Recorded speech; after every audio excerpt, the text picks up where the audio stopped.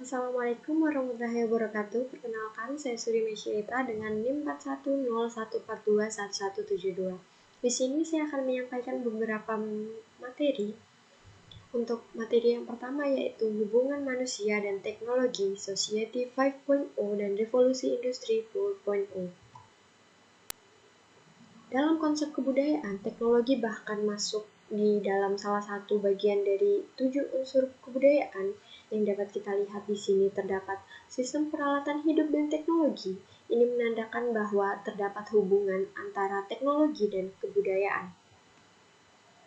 Menurut Paul W. Devore, teknologi adalah ilmu terapan yang telah dikembangkan lebih lanjut dan memiliki perangkat keras dan perangkat lunak yang merupakan manifestasi kekuasaan terhadap alam manusia dan kebudayaan.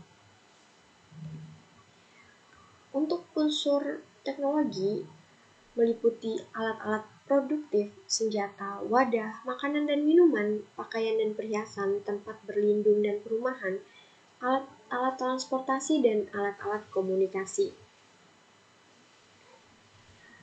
Untuk society yang pertama muncul yaitu kemunculan umat manusia, Society 1.0. Di sini masyarakat merupakan masyarakat pemburu di mana hidup berdampingan dengan alam. Untuk Society 2.0 terjadi sekitar 13.000 Masehi, di mana masyarakat merupakan masyarakat agraris, perkembangan sistem irigasi dan perkembangan pemukiman. Untuk Society 3.0 terjadi awal abad ke-18 di mana masyarakat merupakan masyarakat industri. Di sini terjadi penggunaan mesin dan produksi massal. Society 4.0 terjadi akhir abad ke-20 di mana masyarakat merupakan masyarakat informasi, di mana di sini terjadi penggunaan komputer dan teknologi informasi. Untuk Society 5.0 terjadi awal abad ke-21 di mana mampu mengintegrasikan ruang fisik dengan ruang cyber, merupakan masyarakat super cerdas.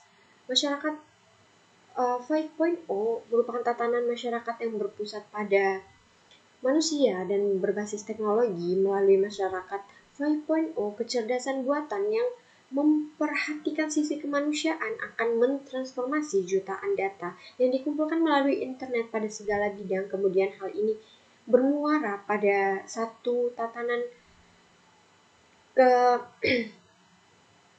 kearifan baru di dalam masyarakat. Tidak dapat dipungkiri bahwa transformasi ini akan membantu manusia untuk menjalani kehidupan yang lebih bermakna. Dalam masyarakat 5.0 ditekankan perlunya keseimbangan pencapaian ekonomi dengan penyelesaian problem sosial. Selanjutnya yaitu revolusi industri. Untuk revolusi industri yang pertama yaitu revolusi industri 1.0 di mana dimulai sekitar tahun 1784 dengan penemuan mesin uap. Periode ini ditandai dengan mekanisasi industri, penggunaan mesin uap dan alat pemintal mekanis.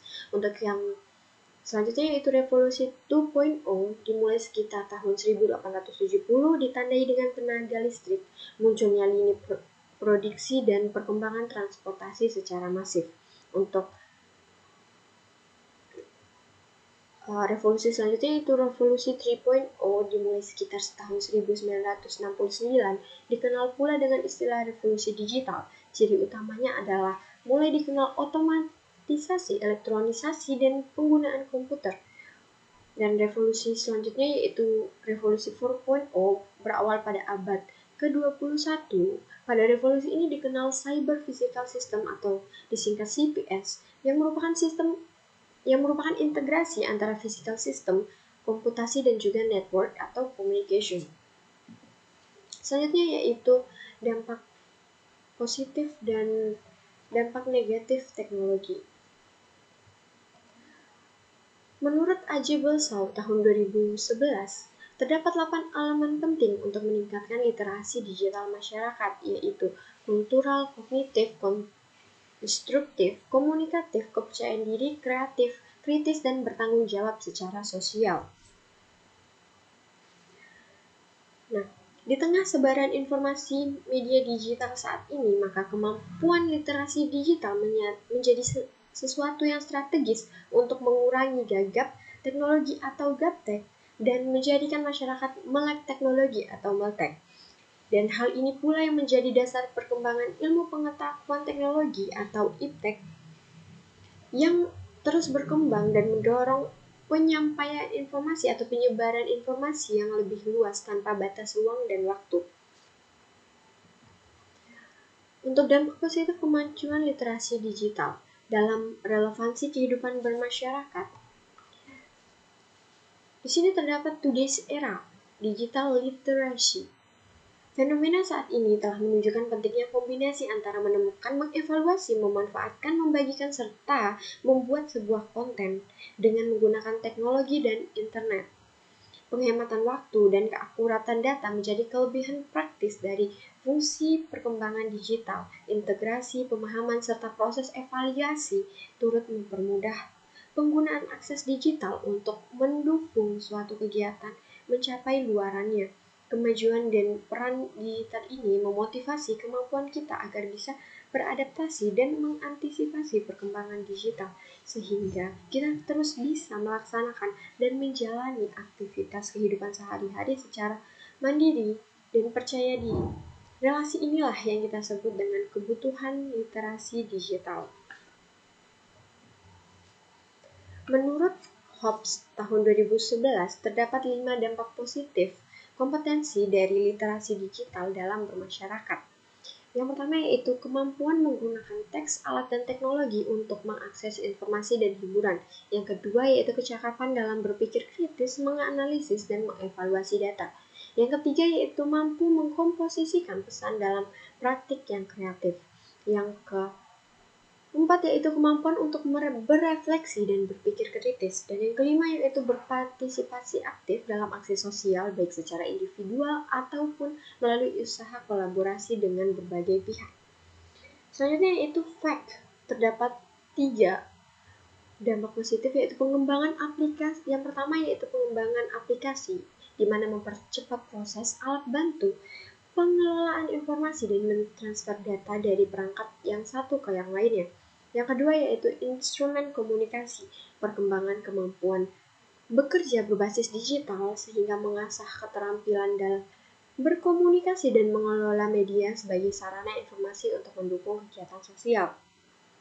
Yang ketiga yaitu peningkatan keterampilan di mana mengembangkan keterampilan belajar mandiri, berinisiatif, inovatif, kreatif, dan bertanggung jawab dalam pemanfaatan untuk pembelajaran, bekerja, dan pemecahan masalah sehari-hari.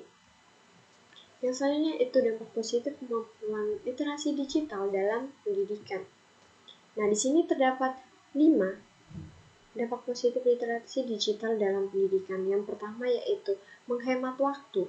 Informasi yang dibutuhkan menjadi lebih cepat dan mudah dalam mengakses tujuan pendidikan. Yang kedua yaitu dapat belajar lebih cepat di mana sistem administrasi pada lembaga pendidikan akan lebih mudah dan lancar karena pendataan sistem informasi dan teknologi.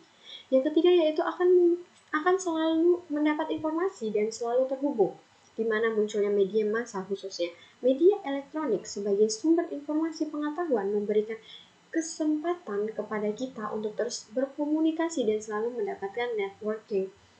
Dan yang keempat yaitu dapat memberikan keputusan yang baik, serta yang kelima dapat menciptakan lapangan pekerjaan. Selanjutnya yaitu dampak positif kemajuan literasi digital dalam pembelajaran.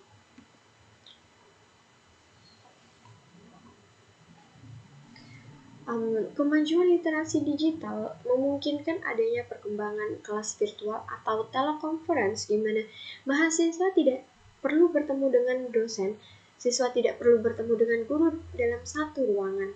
Serta kemajuan teknologi ini menciptakan metode baru, siswa atau mahasiswa dapat memahami materi yang abstrak karena materi tersebut dapat dibuat dengan bantuan teknologi 3 dimensi. Perpustakaan online pun dapat mempermudah bagi mereka yang tidak dapat mengakses buku secara fisik. Diseminasi hasil penelitian dapat digunakan dengan mudah oleh orang di seluruh penjuru dunia. Computer-aided instruction telah banyak membantu bagi pembelajar menggunakan tutorial atau ujian online. Untuk dampak negatif kemajuan teknologi, terdapat 3, yaitu serangan dunia maya, pencurian informasi dan identitas, dan manipulasi data digital.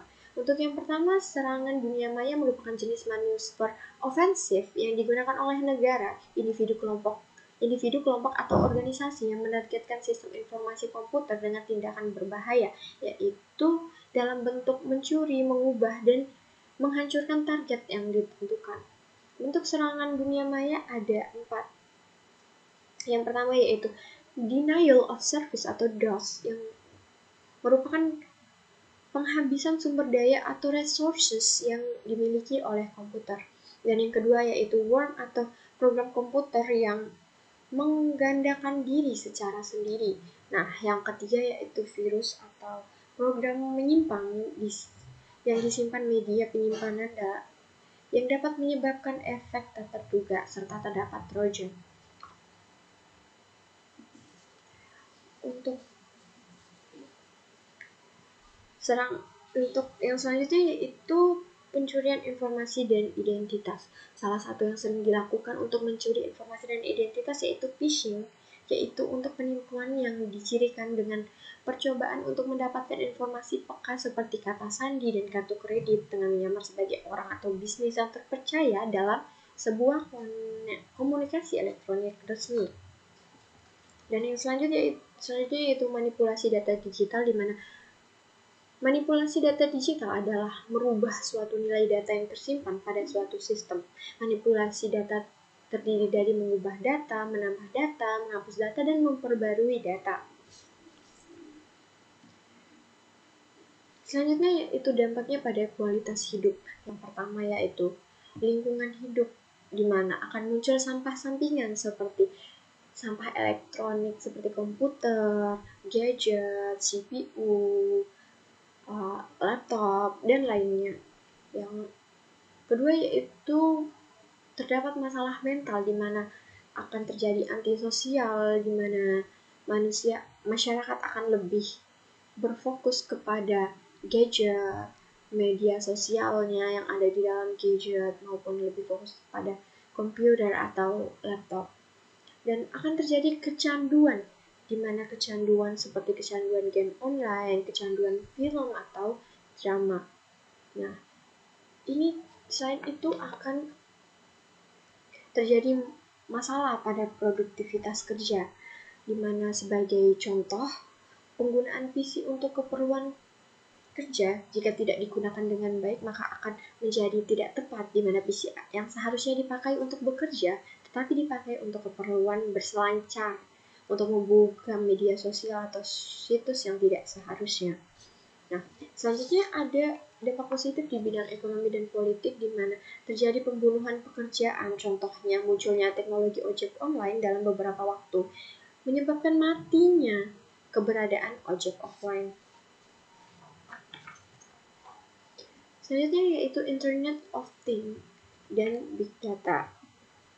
Nah, Internet of Things atau IoT merupakan atau didefinisikan sebagai sebuah penemuan yang mampu menyelesaikan permasalahan yang ada melalui penggabungan teknologi dan dampak sosial. Tujuan dari IoT sendiri merupakan untuk memperluas manfaat dari konektivitas internet yang terhubung secara terus-menerus.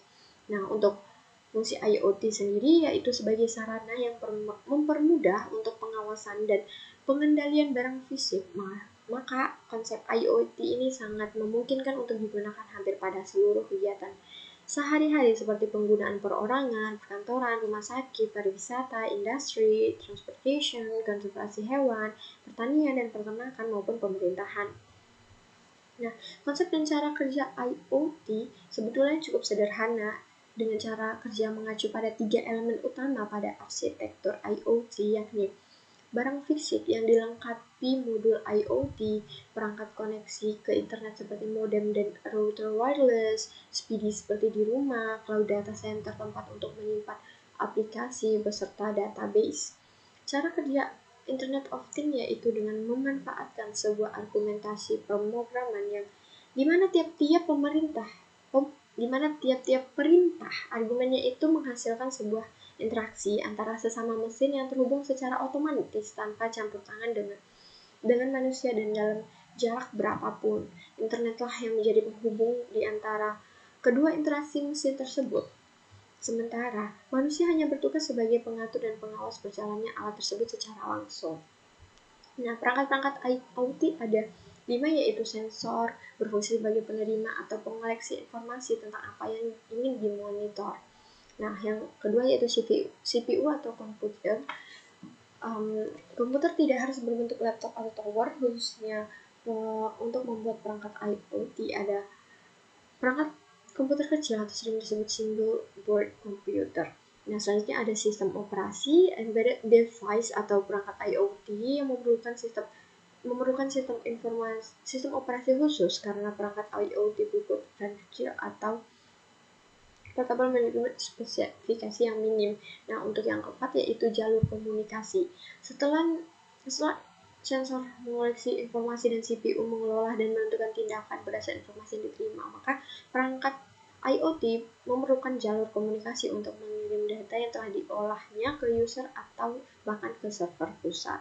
Nah, yang kelima yaitu keluaran di sini merupakan action dari program yang terpasang di CPU, seperti mengirim informasi ke pusat server jika memenuhi kondisi tertentu, atau menggerakkan monitor, menyalakan lampu, menyembunyikan alarm, menampilkan data di layar, dan lain-lainnya. Nah, selanjutnya yaitu kelebihan IoT. Yang pertama yaitu data. Semakin banyak informasi yang diperoleh, semakin mudah untuk menentukan tindakan yang tepat berdasar data yang ada. Nah, yang kedua yaitu tracking. Dalam sistem inventory, dengan bantuan komputer akan sangat mudah untuk mengecek persediaan. Nah, yang ketiga yaitu waktu. Dengan bantuan dari sistem komputer yang telah diprogram sebelumnya untuk mengelola informasi tertentu dan melakukan tindakan sesuai yang telah diprogram, maka proses analisis mengambil keputusan berdasar data besar akan sangat cepat. Yang keempat yaitu biaya. Tidak bisa dipungkiri bahwa penggunaan tenaga manusia yang terbatas kemampuannya berakibat diperlukannya banyak tenaga manusia untuk melakukan pekerjaan berat. Dengan bantuan mesin yang kemampuannya dapat diatur dan menggantikan pekerjaan manusia tidak perlu melakukan hal berat dan rumit di zaman sekarang, cukup dengan menjadi operator mesin saja. Dari sini terlihat bahwa biaya untuk menggaji karyawan lebih sedikit karena sudah digantikan oleh mesin. Nah, untuk kekurangan IoT sendiri terdapat 3. Yang pertama yaitu compatibility. Tidak ada standarisasi penggunaan sensor seperti USB. Dan yang kedua yaitu complexity. Di balik kemudahannya, di sana ada sebuah IoT modul yang dirancang secara kompleks untuk menerima dan mengelola informasi tersebut, memerlukan tenaga ahli untuk merawat secara berkala agar sistem tetap berjalan. Yang ketiga yaitu safety, di mana semua perangkat dan program komputer rawan akan tindakan tracking. Yang saya itu big data. Big data adalah istilah yang menggambarkan volume data yang besar, baik data yang terstruktur maupun data yang tidak terstruktur. Sejarah singkat big data, di mana istilah big data masih terbilang baru dan sering disebut sebagai tindakan pengumpulan dan penyimpanan informasi yang besar untuk analisis. Fenomena big data dimulai pada tahun 2000-an ketika seseorang analisis industri Doug Lani menyampaikan konsep big data yang terdiri dari 3 bagian penting, diantaranya volume, kecepatan, dan variansi. Selain 3 bagian penting tersebut, terdapat juga bagian penting lainnya seperti variabilitas dan kompleksitas. Mengapa big data penting? Tidak hanya berputar pada jumlah data organisasi milik, tetapi hal penting adalah mengolah data internal dan eksternal. Kita dapat mengambil data dari sumber manapun dan menganalisanya untuk menemukan jawaban yang diinginkan dalam bisnis, seperti pengurangan biaya, pengurangan waktu, pengembangan produk, dan optimalisasi penawaran produk, serta pengambilan keputusan yang cerdas. Selain itu, organisasi dapat menyelesaikan tugas-tugas yang berhubungan dengan bisnis, seperti menentukan akar penyebab kegagalan untuk setiap masalah bisnis, menghasilkan informasi mengenai titik-titik penjualan berdasar kebiasaan pelanggan dalam membeli, terus menghitung kembali seluruh resiko yang ada dalam waktu singkat, serta mendeteksi perilaku penipuan yang dapat mempengaruhi organisasi. Nah, selanjutnya yaitu konsep dan pemanfaatan artificial intelligence. Definisi Artificial Intelligence atau AI adalah kecerdasan buatan. AI merupakan mesin yang belajar dari pengalaman, menyesuaikan diri dengan inputan baru, dan melakukan tugas seperti manusia. Nah, menurut John McCarthy, tahun 1956 untuk mengetahui dan memodelkan proses-proses berpikir manusia dan mendesain mesin agar dapat menirukan perilaku manusia. Nah, tujuan dari AI yaitu membuat mesin menjadi lebih pintar. Ini merupakan tujuan utama, dan tujuan ilmiahnya yaitu memahami apa itu kecerdasan, dan tujuan entrepreneurial membuat mesin lebih bermanfaat. Untuk konsep AI sendiri terdapat 4, yaitu thinking humanly, thinking rationally, acting humanly, dan acting rationally. Nah, untuk bagian utama AI terdapat 2, yaitu 1 berbasis pengetahuan atau knowledge base, di mana berisi fakta, teori, pemikiran, dan hubungan antara satu dengan lainnya. Yang kedua yaitu motor inferensi atau inference engine, di mana kemampuan menarik kesimpulan berdasarkan pengalaman. Nah, untuk implementasi AI terdapat 5, yaitu pertama yaitu teknologi artificial intelligence di bidang medis untuk meningkatkan efek pengobatan. Yang kedua, teknologi artificial intelligence dalam jurnalisme. Yang ketiga, perbaikan mobil menggunakan AR atau augmented reality. Yang keempat yaitu mendukung proses rekrutan karyawan. Dan yang kelima yaitu meningkatkan kepuasan dengan layanan pelanggan atau disebut asisten virtual and chatbot. Nah, untuk materi selanjutnya yaitu konsep dan pemanfaatan e-commerce. Nah, di sini pengertian e-commerce yaitu transaksi komersial yang tersedia secara digital antara lintas organisasi atau lintas perusahaan maupun individu. Nah, tren e-commerce pada tahun 2013 sampai 2014 yaitu perkembangan e-commerce sosial, lokal, and mobile. Yang kedua yaitu mobile platform menjadi musuh si platform. Yang ketiga yaitu pertumbuhan computing. Dan yang keempat yaitu ledakan pertumbuhan big data. Yang kelima yaitu e-book mulai diterima luas. Dan yang keenam yaitu pertumbuhan user generated content. Nah, mengapa perlu mempelajari e-commerce? Yang pertama yaitu teknologi e-commerce berbeda, lebih kuat dari teknologi sebelumnya. Yang kedua, e-commerce membawa perubahan fundamental terhadap perdagangan. Dan yang ketiga yaitu perdagangan tradisional, di mana konsumen sebagai target pasif, orientasi pemasaran massal, orientasi tenaga penjualan, harga tetap, informasi asimetrik.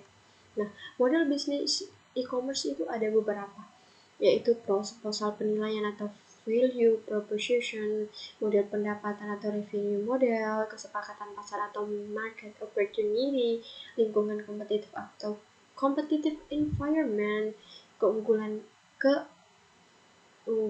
bersaing atau competitive advantage, terus strategi pasar atau marketing strategy, terus perkembangan organisasi atau organisasi development, dan tim manajemen atau manajemen tim. Nah, tipe e-commerce ada beberapa juga. Yang pertama yaitu business to customer atau disingkat B2C, business to business atau disingkat B2B, customer to customer atau disingkat C2C, dan social e-commerce. Ada juga mobile e-commerce atau m-commerce, dan ada juga local e-commerce. Nah, bagaimana e-commerce mengubah bisnis? E-commerce merubah struktur industri dengan mengubah satu persaingan antara kompetitor yang sudah ada. Yang kedua yaitu halangan masuk ke dalam industri. Yang ketiga yaitu ancaman substitusi produk baru, dan yang keempat yaitu kekuatan pemasok, serta yang kelima yaitu kekuatan daya tawar pada pembeli.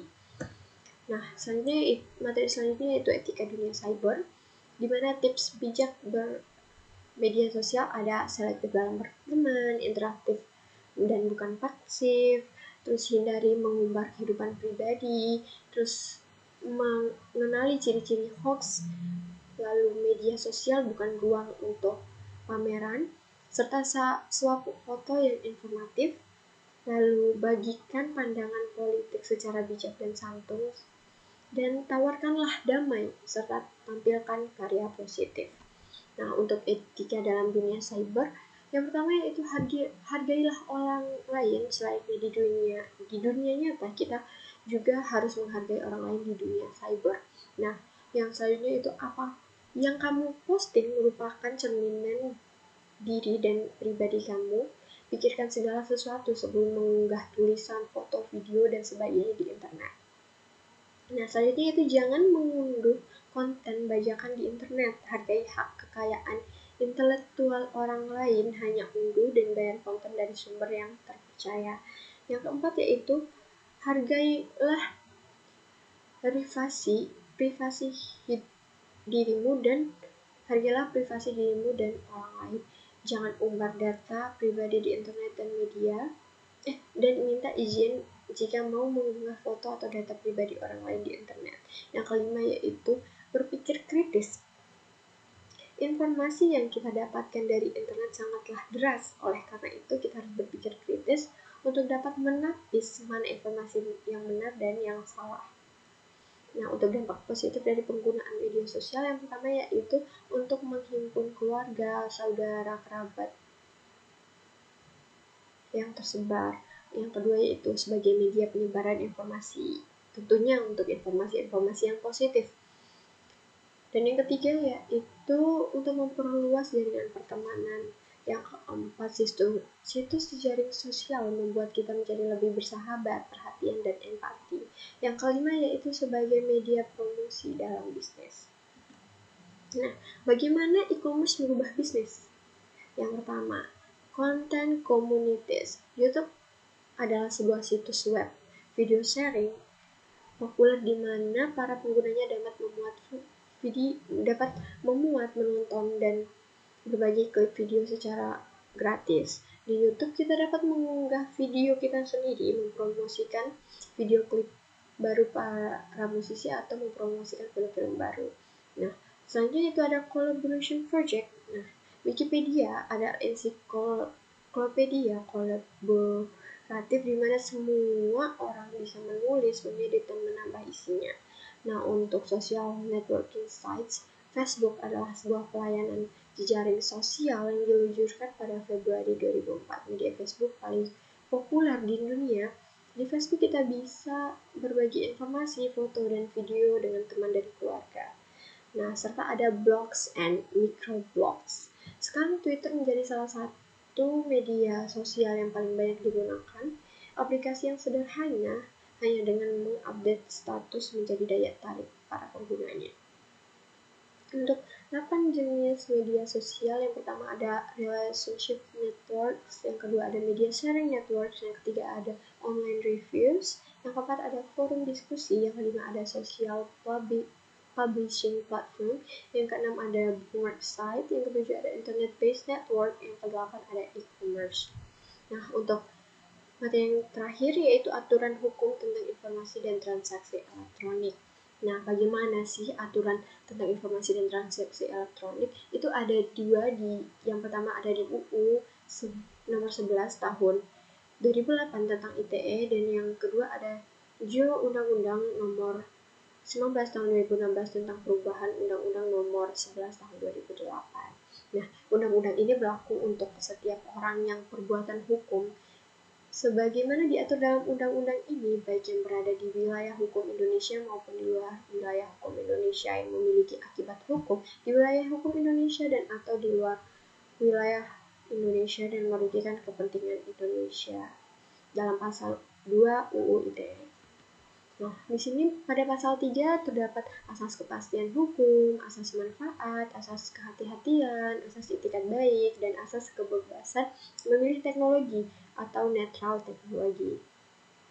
Nah, untuk pemanfaatan teknologi dan transaksi elektronik dilaksanakan dengan tujuan untuk terdapat dalam pasal 4. Yang pertama yaitu mencerdaskan kehidupan bangsa sebagai bagian dari masyarakat informasi dunia. Yang kedua yaitu mengembangkan perdagangan dan perekonomian nasional dalam rangka meningkatkan kesejahteraan masyarakat. Yang ketiga meningkatkan efektivitas dan efisiensi pelayanan publik. Dan yang keempat yaitu membuka kesempatan seluas-luasnya kepada tiap orang untuk memajukan pemikiran dan kemampuan di bidang penggunaan dan pemanfaatan teknologi informasi seoptimal mungkin dan bertanggung jawab. Dan yang kelima yaitu memberikan rasa aman, keadilan, dan kepastian hukum bagi pengguna dan penyelenggara teknologi informasi. Nah, sekian yang dapat saya sampaikan. Terima kasih dan semoga informasi yang saya sampaikan dapat bermanfaat. Wassalamualaikum warahmatullahi wabarakatuh.